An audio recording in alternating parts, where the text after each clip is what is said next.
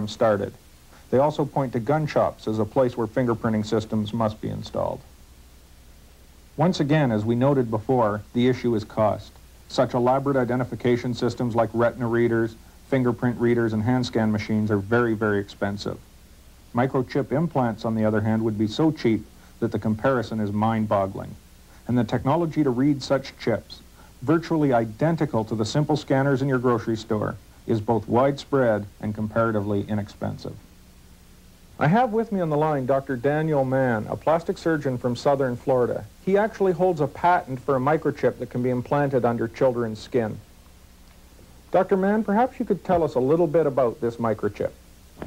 The implantable homing device is an answer to many of the problems in tracking people and livestock in all kinds of situations.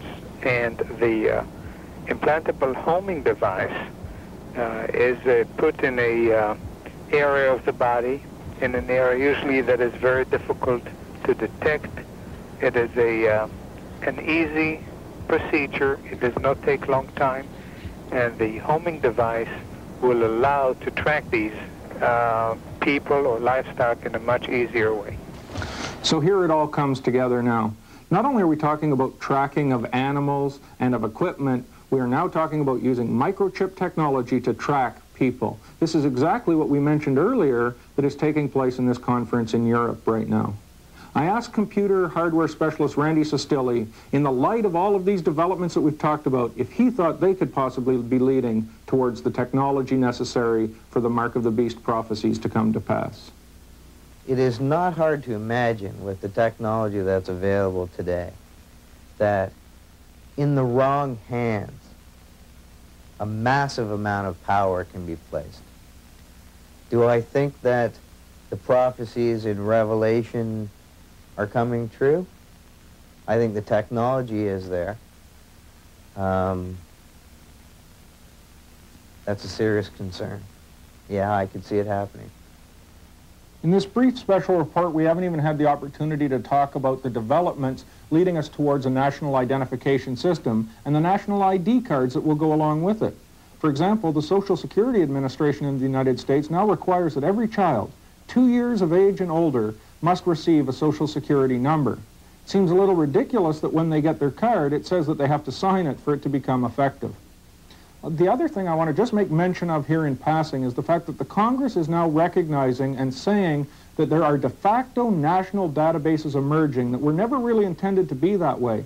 But with the proliferation of computer statistics through marketing companies and large credit card corporations and banks, there is now a file beginning to emerge on every American, and we know that power like that has always tended to gather to its point of lowest common denominator in the hands of government. And certainly if government ever became totalitarian in any way, a national data bank does exist out there right now.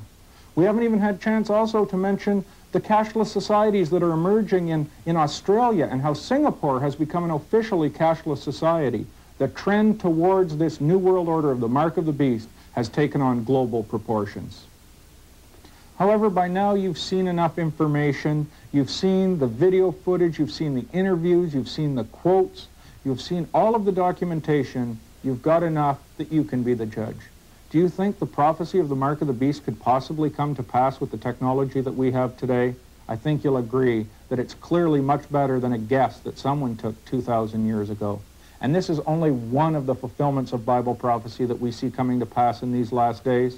The birth of the New World Order, the rise of the New Age movement, the emergence of a one-world religion, the hole in the ozone layer, the decline of the environmental situation on this planet. All of these are prophesied events that are pointing to us that Jesus is coming back soon.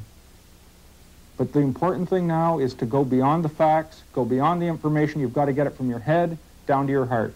If you're a believer, we need to ask the Lord to stir us with these things and to make us realize the nearness of His coming. It's not so important when He's coming, it's who's coming. And that's the thing we want to point out in this ministry. The devil's greatest weapon in these last days is to try to lull the church to sleep.